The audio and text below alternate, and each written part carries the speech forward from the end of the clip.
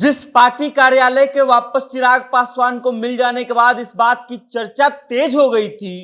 कि चिराग पासवान अपने चाचा पशुपति पारस से सब कुछ वापस छीन रहे हैं और धीरे धीरे सब कुछ पर अपना कब्जा जमा रहे हैं। अब उसी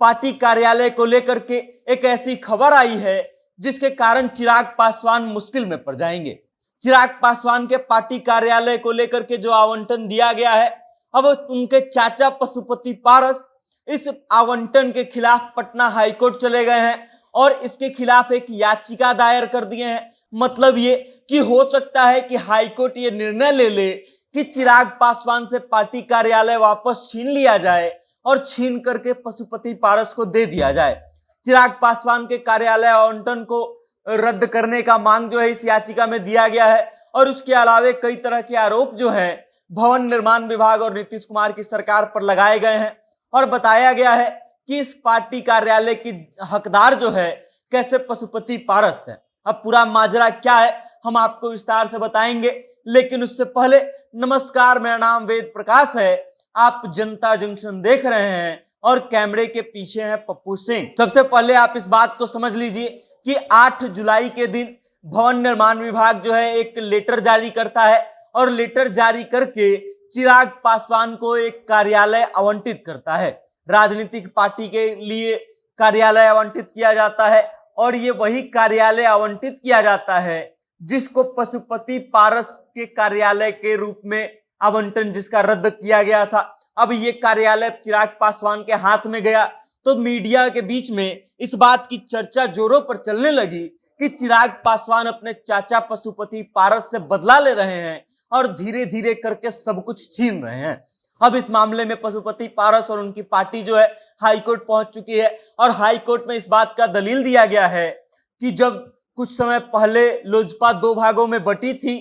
तब चुनाव आयोग ने राष्ट्रीय लोजपा को राज्य स्तर की पार्टी की मान्यता दिया था और माना था कि राष्ट्रीय लोजपा यानी कि पशुपति पारस की जो पार्टी थी वो राज्य स्तर की पार्टी है, जबकि चिराग पासवान के पार्टी को ऐसा मान्यता नहीं दिया गया था। राष्ट्रीय लोजपा को सिलाई मशीन जो है चुनाव चिन्ह के रूप में आवंटित किया गया था और भवन निर्माण विभाग के द्वारा जो कार्यालय आवंटित किया था वो लोजपा के नाम पर था। वही लोजपा जिसका आधारशिला जो है रामविलास पासवान रखे थे। अब दिक्कत ये हो गई कि राज्य स्तर की पार्टी का मान्यता तो पशुपति पारस को मिल गया, लेकिन भवन निर्माण विभाग ने इस आवंटन को लोजपा के नाम से हटा करके राष्ट्रीय लोजपा के नाम पर नहीं किया और इसी बात का आरोप पशुपति पारस और उनकी पार्टी लगा रही है। वो लोग कह रहे हैं कि जब चुनाव आयोग ने हमको राजकीय पार्टी का मान्यता दे दिया तब हमने कई बार भवन निर्माण विभाग को इस बात के बारे में बताया कि आप जो है लोजपा के नाम का आवंटन रद्द कीजिए और राष्ट्रीय लोजपा के नाम से इस भवन को आवंटित कीजिए। उसके अलावा हमने कई बार इस बारे में भी पता करने का प्रयास किया कि कितना बकाया राशि है ये हमको बता दिया जाए ताकि हम लोग इस बकाया राशि को का भुगतान कर दे, लेकिन कान में तेल डाल करके भवन निर्माण विभाग सोता रहा और जैसे ही लोकसभा चुनाव 2024 खत्म हुआ है राष्ट्रीय लोजपा के कार्यालय आवंटन को रद्द कर दिया गया है और उसके बाद आरोप लगाया जाता है चिराग पासवान की पार्टी पर। कहा जाता है कि 4 जुलाई को राजू तिवारी जो लोजपा रामविलास पार्टी के नेता हैं उन्होंने आवेदन दिया और महज 4 दिन में सारी कार्यवाही पूरी कर दी गई, सारी कॉम्प्लिकेशंस खत्म कर दी गई और 4 दिनों बाद 4 जुलाई को आवेदन दिया गया और 8 जुलाई को आवंटन दे दिया गया चिराग पासवान को। और इस बात को लेकर के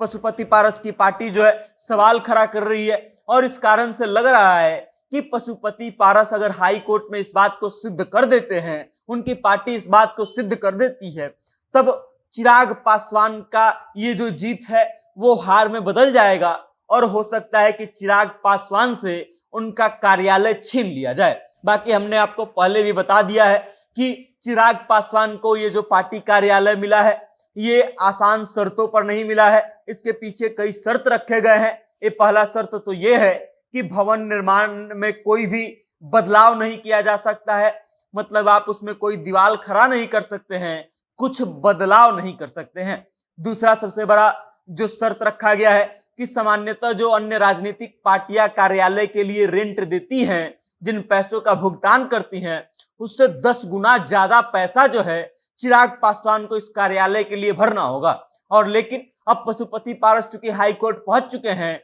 तो चिराग पासवान के लिए अब मुश्किलें बढ़ गई है। एक तरफ जहां ये लग रहा था कि चाचा और भतीजे में सब कुछ ठीक होते जा रहा है, चिराग पासवान और पशुपति पारस की दूरियां जो है अब खत्म हो जाएंगी, वहीं अब ये नया माजरा आया है और पशुपति पारस ने जिस तरीके से हमला बोला है, लग रहा है कि इन दोनों के बीच कुछ ठीक नहीं होने वाला है और चिराग पासवान की मुश्किल बढ़ने वाली है। बाकी आप क्या सोचते हैं इस खबर को लेकर के, आपकी क्या राय है, कमेंट के माध्यम से अपना विचार हम तक जरूर भेजिएगा और देखते रहिएगा जनता जंक्शन। बहुत बहुत धन्यवाद।